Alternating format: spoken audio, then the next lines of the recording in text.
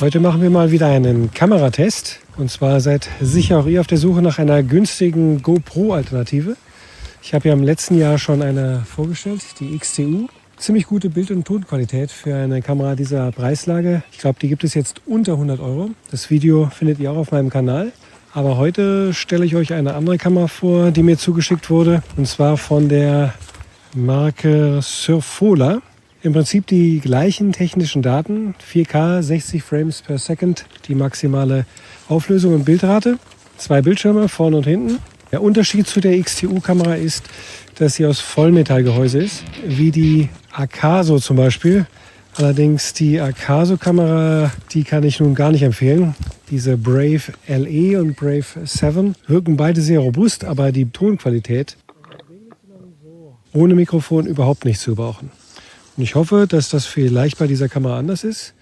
Allerdings gibt es auch ein Mikrofon dazu. Aber genug der Worte, lasst uns mal die Bilder anschauen. Das sind unbearbeitete Bild- und Tonaufnahmen mit der Surfola-Kamera. Die Kamera zuvor war das iPhone 15 Pro Max.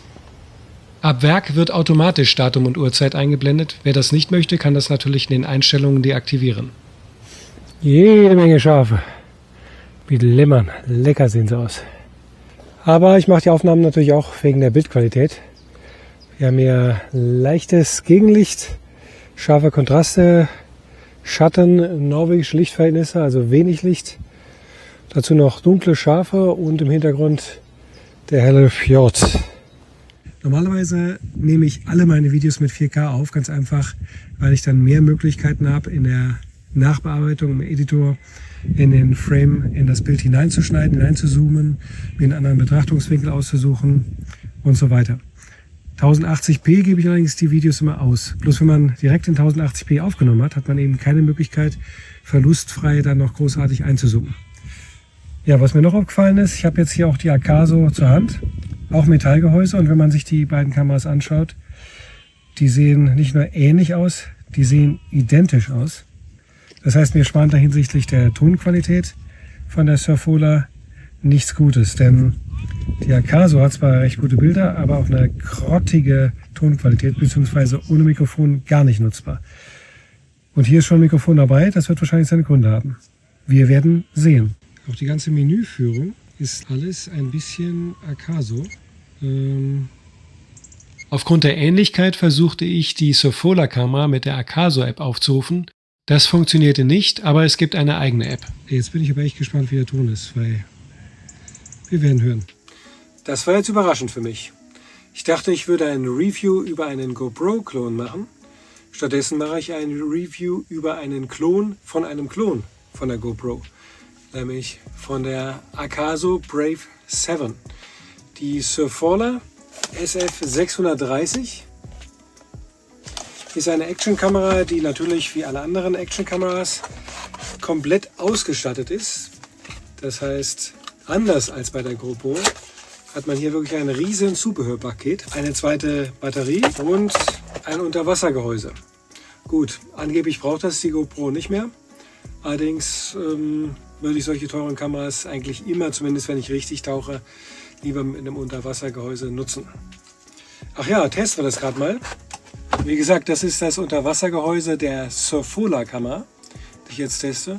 Und das hier ist die Akaso Brave 7. Passt wie angegossen. Das heißt, das Gehäuse ist praktisch identisch zwischen der Surfola-Kamera und der Akaso. Also insofern ein Klon. Und hier noch ein direkter Vergleich der Surfola mit der Akaso-Kamera. Rechts die Akaso, links die Surfola. Ich filme jetzt allerdings hier im Gegenlicht in meinem Camper. Man muss auch unten an den Fußraum mal gucken, wie was abgezeichnet wird oder verzeichnet wird. Der Weißabgleich hier.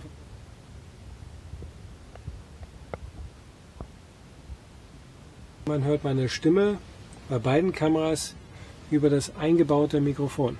Beziehungsweise die gesamte verständliche Sprache kam von der Surfola-Kamera, da die Akaso nichts weiter produzierte als Rauschen und ein Gemurmel. Ja, nicht nur auf die äußeren Werte kommt es an, sondern auch auf die inneren Werte. Das gilt offenbar auch für Kameras.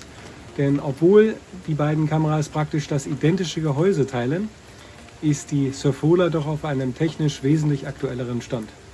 Hier haben wir 4K 30 Frames per Second, hier haben wir 4K 60 Frames per Second als Maximalauflösung. Auch die Bildqualität ist um einiges besser. Die Farben sind einfach knackiger und der Kontrast besser. Aber das Entscheidende ist der Ton. Der ist hier bei der Sofola-Kamera auch ohne externe Mikrofon verwendbar. Ein externes Mikrofon gibt es tatsächlich auch dazu. Und hier der Akaso-Ton, ihr habt es gehört, der ist unbrauchbar ohne Mikrofon. Daher, auch weil diese Kamera schon Schrott ist, das heißt Klappen lassen sich nicht mehr richtig schließen, daher wird die Akaso hier jetzt leider desintegriert.